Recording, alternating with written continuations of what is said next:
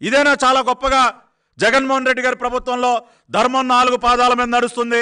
ఎక్కడ సార్ ధర్మం నడిచేది? తాడేపల్లి ప్యాలెస్ కి పోలీస్ స్టేషన్ మధ్య నడుస్తా ఉంది ఇవాళ ధర్మం. తాడేపల్లి ప్యాలెస్ లో కూర్చున్నారు కదా డిఫాక్టో పోలీస్ బాస్ సజ్జల గారి డెస్క్ మధ్యను డీజీపీ గారి కార్యాలయం మధ్య నడుస్తా ఉంది ధర్మం 4 పాదాలతో. 4 పాదాలు ఏం కర్మ, 16 పాదాలతో వేగంగా నడుస్తా ఉంది. తాడేపల్లి ప్యాలెస్ కి, డీజీపీ ఆఫీస్ కి, తాడేపల్లి ప్యాలెస్ నుంచి జిల్లా ఎస్పీ గారి కార్యాలయానికి 4 పాదాలతో ఏం కర్మ సార్, 16-20 పాదాలతో చాలా వేగంగా నడుస్తా ఉంది సార్ ధర్మం. ఈ రకంగా ఇంత నీచంగా బరి తెగిస్తారా మీరు? ఒక నిర్దోషైనటువంటి బీసీ నాయకుడిని ఇరికించడం కోసం ఇన్ని రకాలుగా మీరు తప్పుడు రాతలు రాసి ఆయన కేసులు ఇరికిస్తారా? We're speaking with facts. ప్రజలు కూడా అర్థం చేసుకోవాలి ఏ విధంగా కొల్లు రవీంద్ర గారిని అక్రమంగా అరెస్ట్ చేశారో. ఇంత జరిగితే ఆయన మీద మళ్ళీ ఆయన ఏదో గోడ దూకి పారిపోయాడంట. అంత కర్మ, అంత అవసరం ఆయనకేంటి సార్? నిజంగా కూడా మోకా భాస్కరరావు పైన ఏదైనా ప్రతీకారం తీర్చుకోవాలంటే 5 సంవత్సరాలు మంత్రిగా ఉన్నప్పుడు ఆయన పని చేయలేరా? ఎందుకని మరి 5 సంవత్సరాలు బందర్లో ప్రశాంతమైనటువంటి వాతావరణం ఉంది? 2014 నుంచి 2019 వరకు మోకా భాస్కరరావుకి చింతా కుటుంబీకుల మధ్య ఏదైనా ఒక్క ఘర్షణ జరిగిందా అని అడుగుతా ఉన్నాను నేను. ప్రజలందరూ కూడా ఆలోచించాలి. కొల్లు రవీంద్ర గారు ఇటువంటి వాటికి దూరంగా ఉండే వ్యక్తి కాబట్టే, ఇటువంటి వాటిని ప్రోత్సహించరు కాబట్టే 5 సంవత్సరాలు బందరు పట్టణం ప్రశాంతంగా ఉంది, అభివృద్ధికి చిరునామాగా ఉంది. అనేక రకాలైనటువంటి అభివృద్ధి కార్యక్రమాలు అర్బన్ డెవలప్మెంట్ అథారిటీ ఎవరు తీసుకొచ్చారు sir? Machilipatnam urban development authority Kollu Ravindra గారు స్థానిక మంత్రిగా ఆ ప్రాంత అభివృద్ధి కోసం పాటుపడినటువంటి వ్యక్తిగా ఒక అర్బన్ డెవలప్మెంట్ అథారిటీని తీసుకొచ్చారు, పోర్టును తీసుకొచ్చారు, అనేక రకాలైనటువంటి అభివృద్ధి కార్యక్రమాలు చేపట్టారు, అభివృద్ధికి చిరునామాగా మార్చారు మచిలీపట్నాన్ని. కానీ ఈ రోజున మీరు వచ్చినటువంటి సంవత్సర కాలంలో ఇవాళ ఈ విధమైనటువంటి పరిస్థితి తీసుకొస్తారా?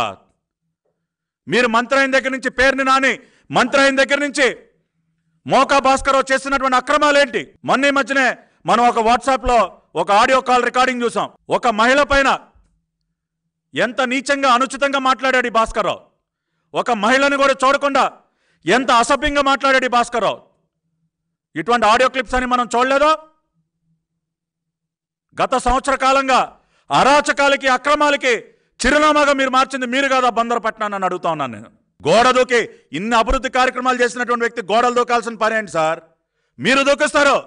పోలీసుల్ని గోడలు దూకిచ్చే సంస్కృతి మీది.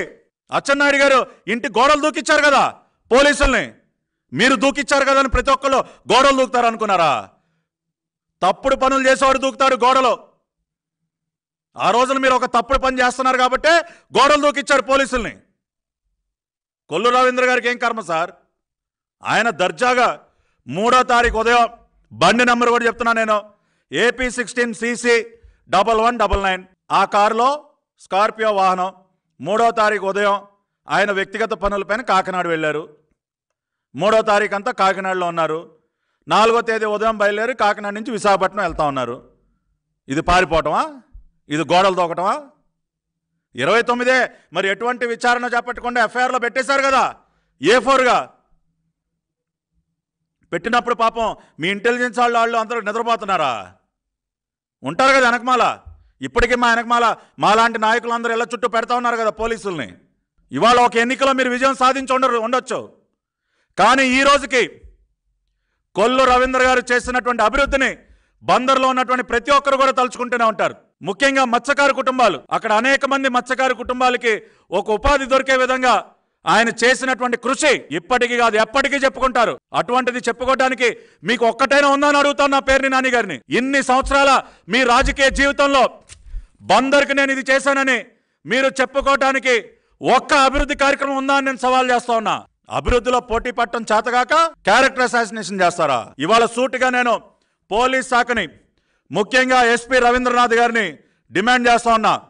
తక్షణమే Pedana police station, Gudur police స్టేషన్లో ఉన్నటువంటి సీసీటీవీ ఫుటేజ్ని బయటపెట్టాలి.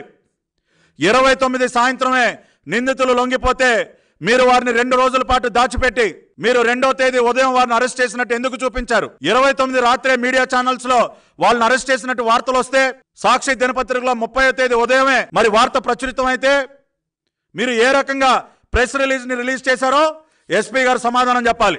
2వ తేదీ ఉదయం అరెస్ట్ జరిగిందని మీరు ఏ రకంగా చెప్తారు? దీనికి మీరు సాయంత్రం వస్తారా, రేపు ఉదయం వస్తారా? రండి, మీడియా ముందుకు రండి, వచ్చి దీనికి సమాధానం చెప్పండి.